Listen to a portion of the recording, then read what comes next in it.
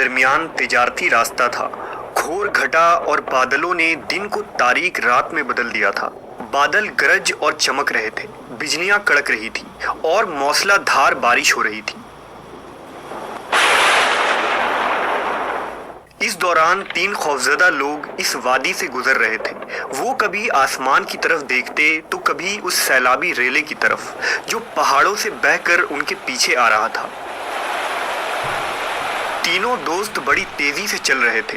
इनमें से एक ने कहा, मेरा ख्याल है कि हम लोग यहाँ रुक जाएं और बारिश थमने के बाद रवाना हो।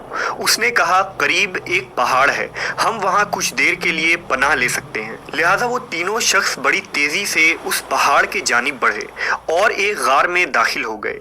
गार के मुंह की तरफ से थोड़ी बहुत रोशनी आ रही थी और सैलाब की गड़गड़ाहट बढ़ रही थी। अब तीनों ने चैन की सांस ली कि कम से कम अब वो इस खौफनाक सैलाब और बिजली से महफूज हो गए और उन्हें एक पनाहगाह मिल गई। अचानक गार के दहाने की तरफ से पत्थरों की आवाज आई। ऐसा लगा कि कोई चट्टान लुढ़क रहा हो। एक बड़ा चट्टान गार के मुंह पर आकर रुका और गार का मुंह बंद हो गया। गार में गुप्त अंधेरा छा गया और तीनों लोग बुरी तरह घबरा गए। पहले तो उन लोगों ने चट्टान को धकेलने की कोशिश की, मगर यह चट्टान इतना बड़ा और भारी था कि 100 लोग भी मिलकर अगर उस चट्टान को धकेलते तो ये हिल ना पाता। और इस सूरत हाल में अल्लाह के अलावा अब उन्हें कोई भी निजात नहीं दिलवा सकता।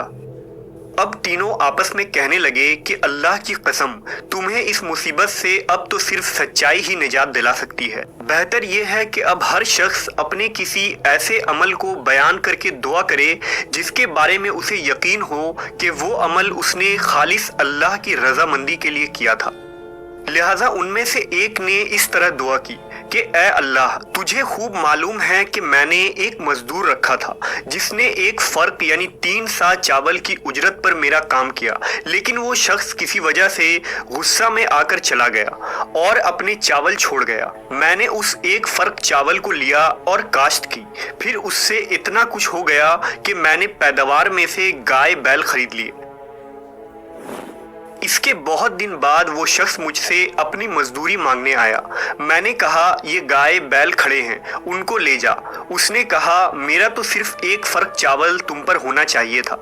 मैंने कहा, ये सब गाय बैल ले जा, क्योंकि ये उसी एक फर्क की आमदनी है। आखिर वो गाय बैल लेकर चला गया। ए अल्लाह, अगर ये ईमानदारी मैंने सिर्फ तेरे डर से की थी तो गार का मुंह खोल दे। दूसरे ने इस तरह दुआ की कि ए अल्लाह, तुझे खूब मालूम है कि मेरे माँ बाप जब बूढ़े हो गए थे तो मैं उनकी खिदमत में रोज़ाना रात में अपनी बकरियों का दूध लाकर पिलाया करता था। एक दिन इत्तफाक से मैं देर से आया, वो सो चुके थे। इधर मेरी बीवी बच्चे भूख से बिलबिला रहे थे, लेकिन मेरी आदत थी कि जब तक अपने माँ बाप को दूध ना पिलाऊं बीवी बच्चों को नहीं देता था। मुझे ना उन्हें बेदार करना पसंद था और ना छोड़ना, क्योंकि यही उनकी ग़िज़ा थी। मैं वहीं खड़ा उनका इंतजार करता रहा, यहाँ तक कि सुबह हो गई। अगर मैंने ये काम तेरे खौफ की वजह से किया था तो हमारी मुश्किल दूर कर दे। तीसरे ने इस तरह दुआ की कि ए अल्लाह, मेरी एक चचाजाद बहन थी जो मुझे सबसे ज्यादा महबूब थी।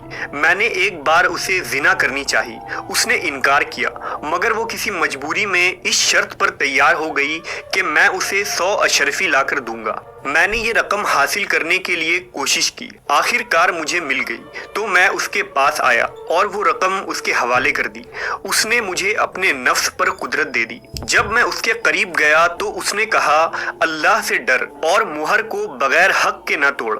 मैं खड़ा हो गया और 100 अशरफियां भी वापस नहीं ली। अगर मैंने ये अमल तेरे खौफ की वजह से किया था तो हमारी मुश्किल आसान कर दे। अब तीनों ने दुआ की कि ए अल्लाह, इन नेक अमाल की बरकत से हमारी मुसीबत को दूर कर दे।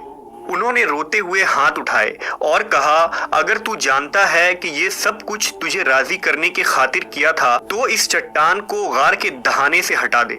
अचानक अल्लाह की कुदरत से वो चट्टान गार के दहाने से खिसकने लगी और रास्ता बन गया। उन्होंने अल्लाह का शुक्र अदा किया और खुशी से बाहर आकर सही और सलामत अपनी अपनी बस्तियों की तरफ रवाना हो गए। اس قصے کو حضرت ابن عمر نے نبی صلی اللہ علیہ وسلم سے روایت کی ہے۔ وہ 3 نیک بندے کون تھے، ان کے نام کیا تھے اور یہ واقعہ کس زمانے میں پیش آیا تھا، اس کی وضاحت تو حدیث میں نہیں ملتی، لیکن اس مختصر قصے میں ہمارے لیے بہت سے عبرت کے پہلو موجود ہیں، جن میں سب سے بڑا درس یہ ہے کہ صرف سچائی اور نیک اعمال ہی ہمیں مصیبتوں اور آزمائشوں سے نجات دلا سکتی ہے۔ اس لیے ہمیں ہر چھوٹے بڑے اعمال کو صرف اور صرف اللہ کی خوشنودی اور رضا کے لیے کرنی چاہیے۔